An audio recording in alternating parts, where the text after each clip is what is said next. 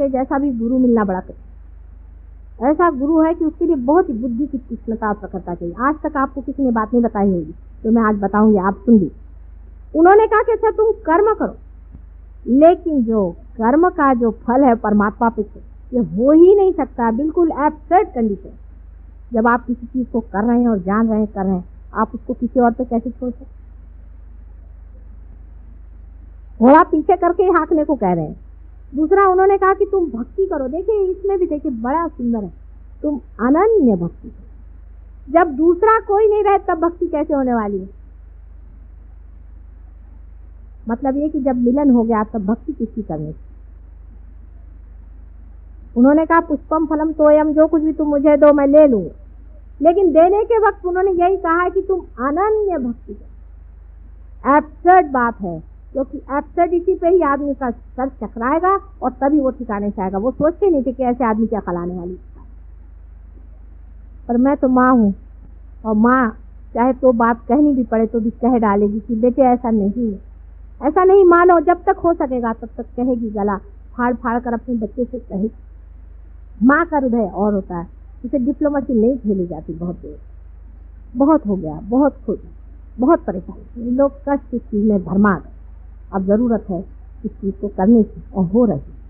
आप लोग भी इस चीज को पा रहे हैं। जिन्होंने पाया है, जिन्होंने जाना है, वो कल भी यहाँ पर प्रोग्राम है उसमें जरूर आए। जिन्होंने नहीं पाया है वो क्या है। हमारे यहाँ और भी जगह, भारतीय विद्या भवन में हम लोग हमेशा के लिए चाह रहे हैं कि कुछ ऐसी जगह बने जहाँ लोग आते रहें। यहाँ पर बहुत से लोग ऐसे हैं कि जो पार हो गए हैं, योर भी करते हैं। जागृति तो आप पार होते ही दे सकते हैं। लोग चक्रों के बारे में बहुत जानते हैं, बहुत कुछ ज्ञानी हो गए। और कुछ लोग ऐसे भी हैं कि जो पार भी करा।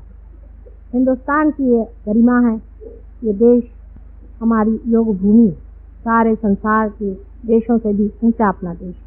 इस देश के वाइब्रेशन जो है हाईएस्ट, इसमें कोई शंका।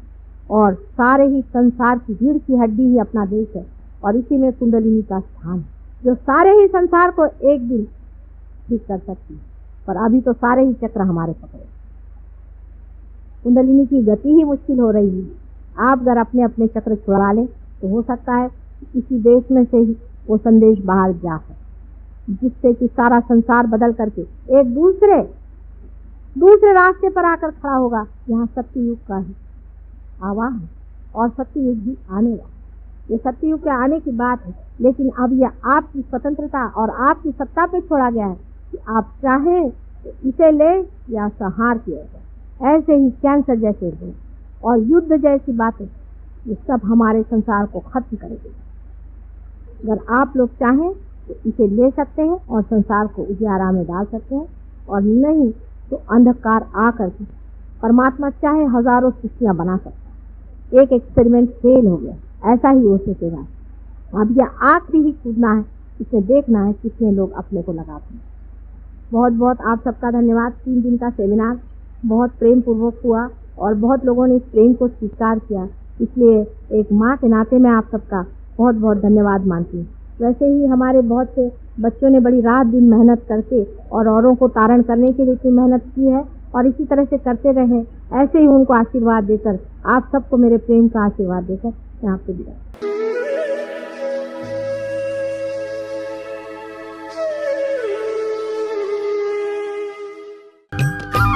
सब्सक्राइब कीजिए कुंडलिनी जागरण को और प्रेस कीजिए बेल आइकन को, जिससे कि आपको मिल सके हमारी लेटेस्ट वीडियो सबसे पहले।